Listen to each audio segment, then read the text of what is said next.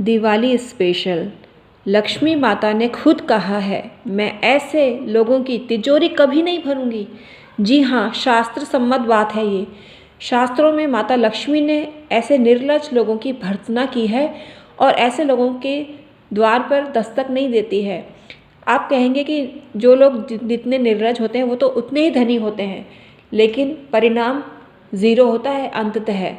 तो बने रहिए हमारे साथ। आज एक अद्भुत जानकारी देने वाली हूँ जो आपको चमत्कृत कर देगी कि हमें क्या करना चाहिए जिससे हमको धन का लाभ हो, क्योंकि हम लक्ष्मी माता धन की अधिष्ठात्री देवी हैं और धन की अधिष्ठात्री देवी के श्रीमुख से ये ऐसे वचन सोचने पे मजबूर करते हैं कि जिनको आधिपत्य दिया गया है धन देने का, वो ऐसे लोगों को धन देना ही नहीं चाहती है, उनकी तिजोरी को खाली रखना चाहती है। आखिर ऐसा क्यों?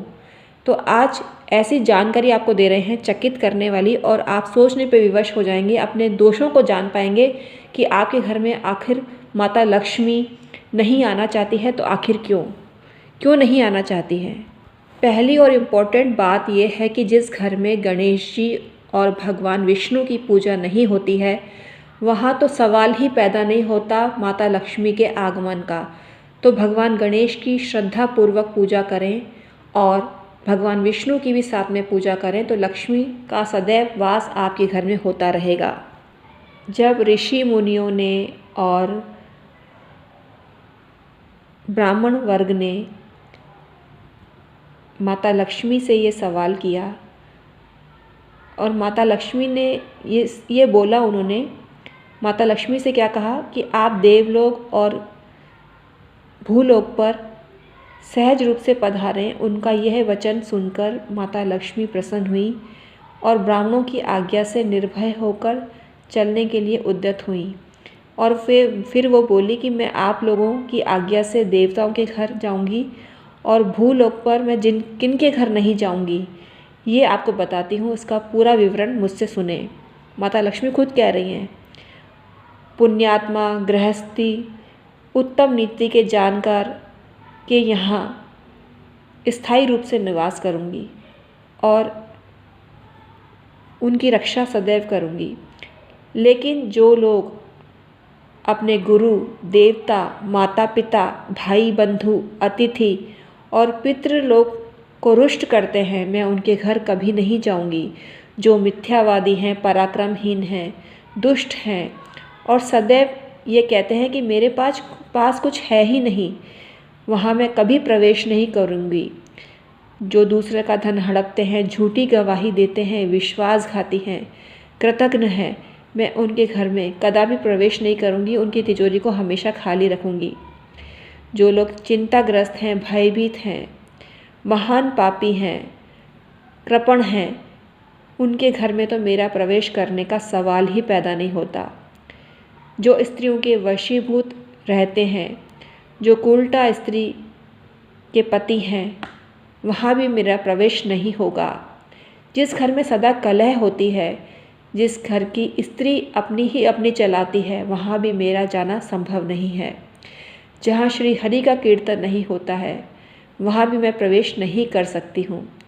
जो कन्या, अन्न और वेद का विक्रय करते हैं, हिंसक हैं, उनका घर नरक के समान है, उनके घर में भी मैं प्रवेश नहीं करूँगी।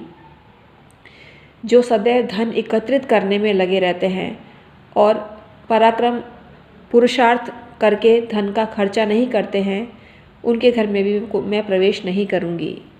अब सुनिए माता लक्ष्मी कहाँ रहने के लिए कह रही हैं।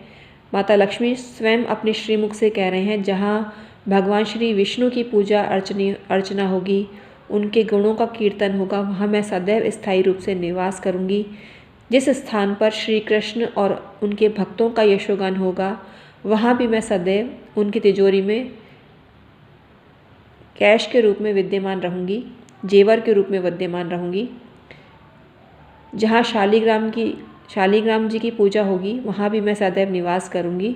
जहाँ शिवलिंग की पूजा होती है,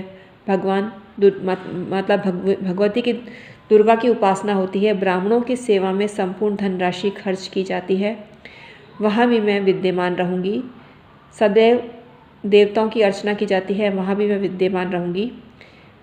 आंवला, गोमय, शंख, सफ़ेद वस्त्र, सफ़ेद और लाल कमल, चंद्र, महेश्वर, नारायण, पृथ्वी तथा देवालय आदि में मेरा निवास नित्य रहेगा।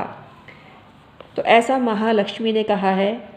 तो आपको आपके घर में किस चीज़ की कमी है? अगर कलह होता है, आप अपने माता पिता का सम्मान नहीं करते हैं, पितृ को नहीं मानते हैं, तो आप सावधान हो जाइए। आपके घर में माता लक्ष्मी का वास नहीं होगा, और माता लक्ष्मी का वास हो भी जाएगा तो धन व्यर्थ ही खर्च हो जाएगा, नील हो जाएगा। तो आपको अगर अधिक धन की कामना है और तिजोरी आपकी भरी रहे तो ये पाप मत कीजिएगा।